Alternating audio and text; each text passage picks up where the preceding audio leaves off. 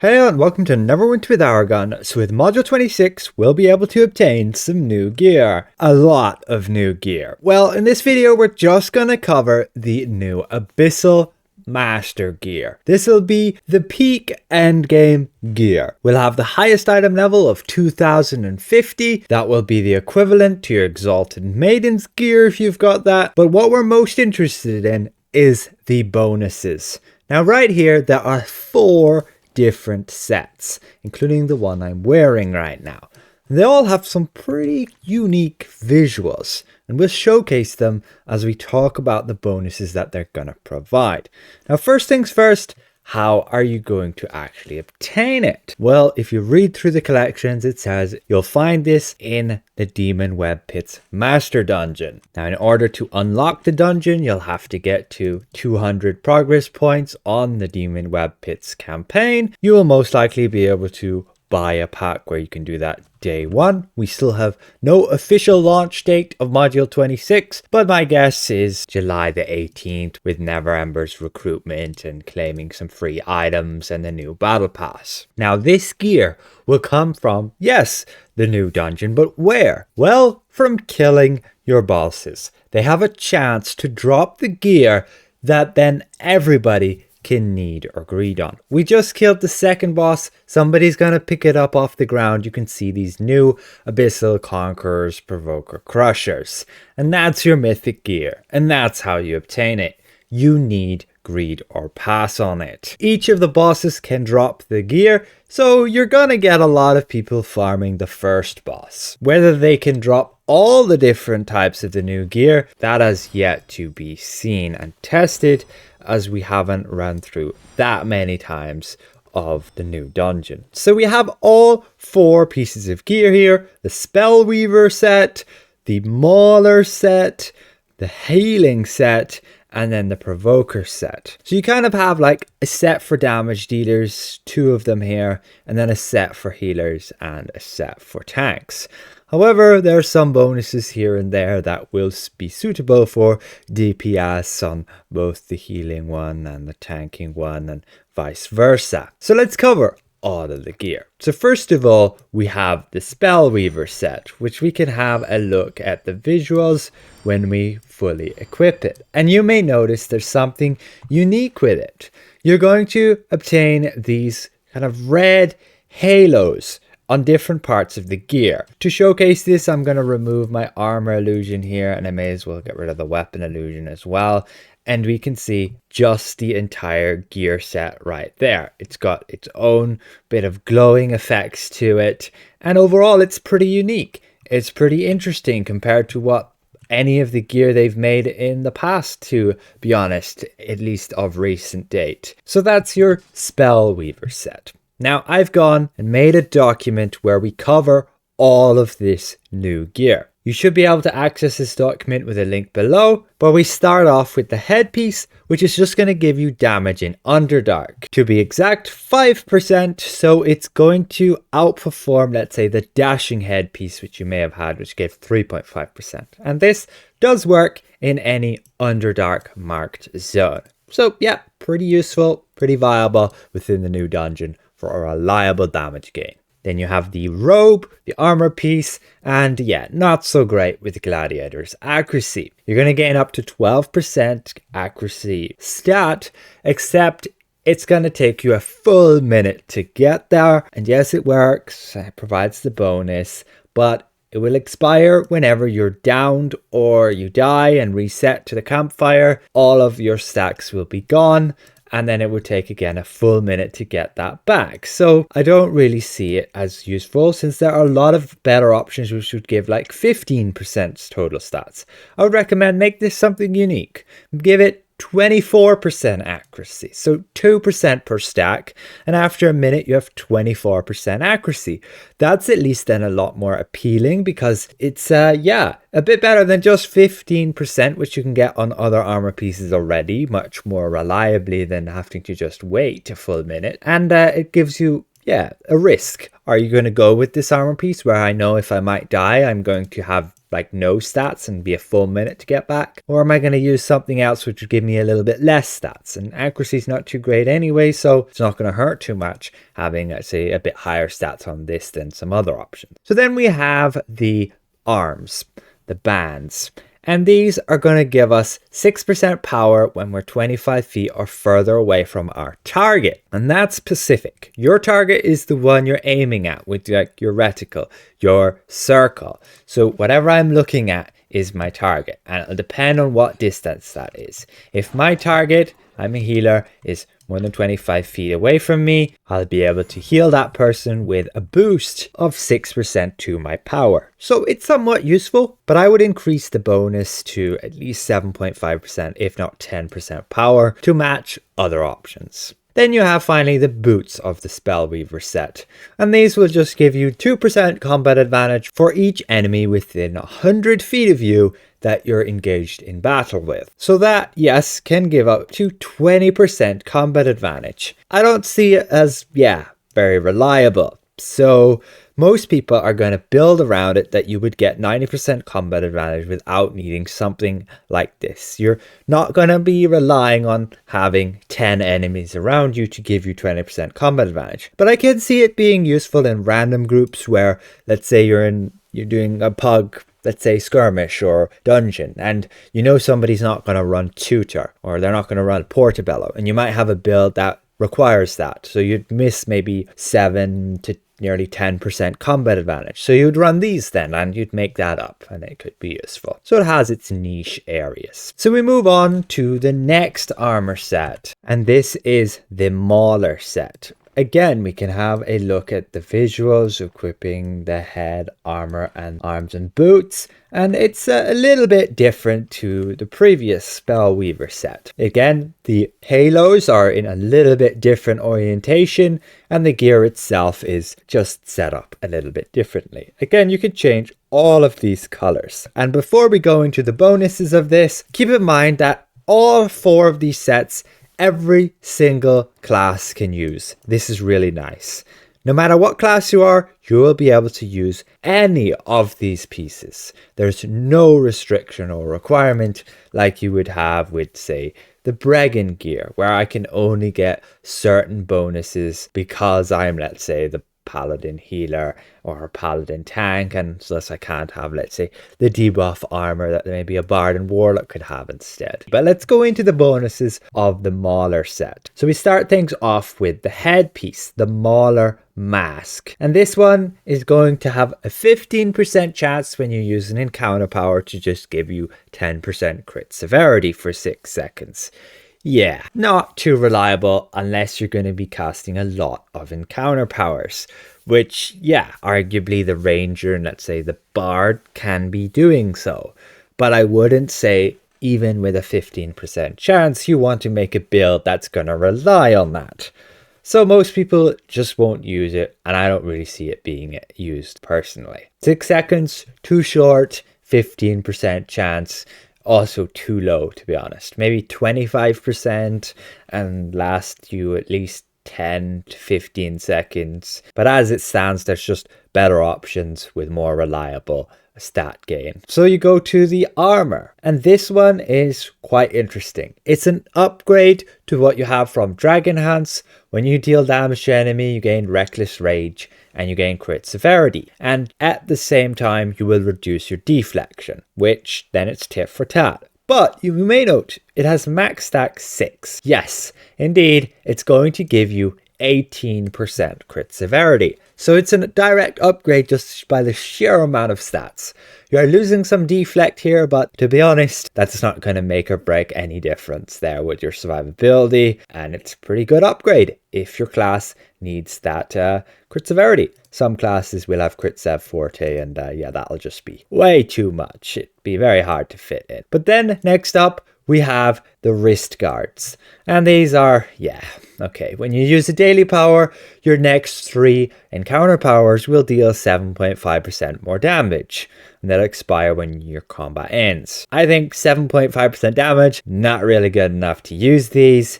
Specifically if I'm going, let's say, a rogue, and I use Path of Blades, then these stacks will just expire on this low hitting encounter. So the first 3 hits of Path of Blades will gain this 7.5% damage buff, which is pretty small hits. And then, yeah, that's once every 30 seconds maximum because of that cooldown. And you're generally going to save your daily power for like an artifact call. So master content players, you just won't be using this. You'll be using something with better stats, more reliability, going to give you, let's say, damage to everything, not just encounters. This would have to be like at least 20% to be in any way viable for, let's say, burst damage content, maybe Tower of the Mad Mage, who'd use it then. But we move on to, the boots. And the boots are just a direct upgrade of the Wasteland Wanderers, giving you 5% combat advantage when you're 25 feet or closer to your target. Great, and they work. Very useful, I would say, because they're, again, just a direct upgrade of what we've seen before, so you can just get them and have increased item level. And so that's the Mauler set. Then we move to the Healing Guard set. So we have the headpiece, armor, arms, and the boots, and the entire set looks like this. And it's, yeah, I think the set I was using at the intro, and you've even got like that star on your back just there that will glow, along with then the halo above the head. You'll be able to convert these items to appearances, and you could use them as just fashion pieces. Some bits do remind me of, let's say, the successor gear, but they've got some different attachments here and there as well. And yeah, it can look pretty cool depending on what type of build you want to be making. I definitely like the addition of those halos. It's totally gonna mark you out as like, yeah, a master player. You managed to beat this dungeon and get this gear, and you can just use it as like fashion if you wanted to. But otherwise, let's cover the bonuses themselves. Is there anything useful here? So we start off with the headpiece, the Healing Guard. This one is a direct upgrade of what you would have seen with the Serene Hood or the Goristra headpiece. Whenever you deal damage or heal your target for more than 10% of your maximum hit points in a single blow, you will gain 1% crit strike. Max stacks 10, and so you could gain 10% crit strike, which a lot of classes can do fairly comfortably with like a rogue with their bleeds, wizards which their smolder, and just sheer amount of damage they're outputting with encounters all the time. And yeah, it works. However, the stacks will expire separately, so not too great on a healer. Then the armor here, the Healing Remnant, it's just going to give you a bunch of outgoing healing, and it's also going to give your teammates who are close to you some crit strike of 2%. That's really good. Again, this armor piece is an upgrade of what you'd have with the Superior Plate, giving you outgoing healing from like Dragon Hunts, but this time it's going to give crit strike instead of, let's say, Forte. And people could actually build around this if you're running content where people are grouped up. Again, like Tower of the Mad Mage, Zariel, some dungeon boss fights. You're generally grouped up and close together, and you could, yeah, definitely make use of that extra 2% crit chance. So then we have the arms, which are actually pretty good for damage dealers as well. Basically, when your stamina is over 75%, you're gaining 3% crit strike and Forte. That's very useful for arms specifically. You can see here the stat variation here, not exactly 3%. That's because Paladin's Forte was crit, and when I took this screenshot, I was gaining a little bit more than 3%. But yeah, if you can manage to keep your stamina above 75%, these are pretty useful. There's not a lot of great arm pieces right now, so these will definitely be viable. Then the boots. You have the Healing Solarets, and these ones are okay. They're pretty interesting, in fact. Whenever you single target heal somebody with a critical hit, you and 4 nearby teammates will gain 3% combat advantage and critical avoidance for 4 seconds. Yeah, I mean, that can be good for, let's say, everybody's gonna take a lot of damage in one hit. You can pop this and everybody gains critical avoidance. I don't see it as being useful in its current state for people to gain the combat advantage, because people won't build around that if your healer's not always spamming single target heals. Keep in mind, again, they have to critically heal. So I would change this so that the duration is a lot longer, make it 10 seconds, and also remove the target cap. So you could have it in a trial. So you'd have generally 2 healers there. One of them could be dedicated to single target healing a lot, let's say the tanks. And so you'd proc this all the time. And that way people can make use of that. But it is interesting. I like these kind of unique bonuses. But that's the entire set just there. We move next to the Provoker Set. This one being, yeah, a bit targeted at tanks with the bonuses. And you'll see why when we cover them. But you can see again, the visuals of it look pretty cool. This time you're going to obtain this massive red arc behind you. Whether you like it or not, it could fit into your fashion sense, but it's there. Along with then some halos around one of their shoulders and just otherwise a reddish tinge to everything. Again, you can change the base colors how you would please. Hide the helmet if you wanted to. That should fit on a Dragonborn actually. But that's, yeah, the set right there. And let's cover the bonuses. So we start with the Provoker Helm. When you use a daily power, you deal 300 magnitude damage around you. 30-second cooldown. Yeah, daily burst. I don't see it as very feasible with just 300 magnitude. The damage does not seem to be able to critically hit, so not being affected by a crit severity already makes it kind of suck. So I would change it so it can critically hit. And I would also either do one of the two options. Remove the cooldown or make it at least 1000 magnitude and fix it so that it can crit. To make up for losing like 10% stats or 5% damage, because this is a headpiece. If it deals like 1000 magnitude and can actually crit, then it could be feasible for burst damage. You would use it again in content where the boss is phasing a lot and you just want damage when you're using your daily power, and you can keep the 30-second cooldown. But if you keep it like it is, remove the cooldown, then you could have a ranger use this or something. Again, fix it so it can critically hit. And then a ranger would use this whenever they use their daily power, like every 15 seconds. They would deal damage and hit. And it could be useful, especially when this deals damage all around you and could be useful in AoE. Then we go to the armor, the Provoker Cuirass. This is going to be great for tanks. We're finally getting something useful. It's going to give us a bunch of stats. 7.5% critical avoidance and awareness when our stamina gauge is full. This effect will decrease as your stamina decreases. But when you drop to 0 stamina, when you run out, like the enemy breaks your shield, then you will gain 30% stamina regeneration for 5 seconds. And this has a 30-second cooldown. This is really nice. It's going to give you a bunch of stats for when you need it. Like if I'm going to take a big hit, I'll fill up my stamina with my encounter power or something, and then I'll have these bonus stats and I'll be able to block a bit more damage than I normally would. I like it. It's pretty good. So then we go to the arms.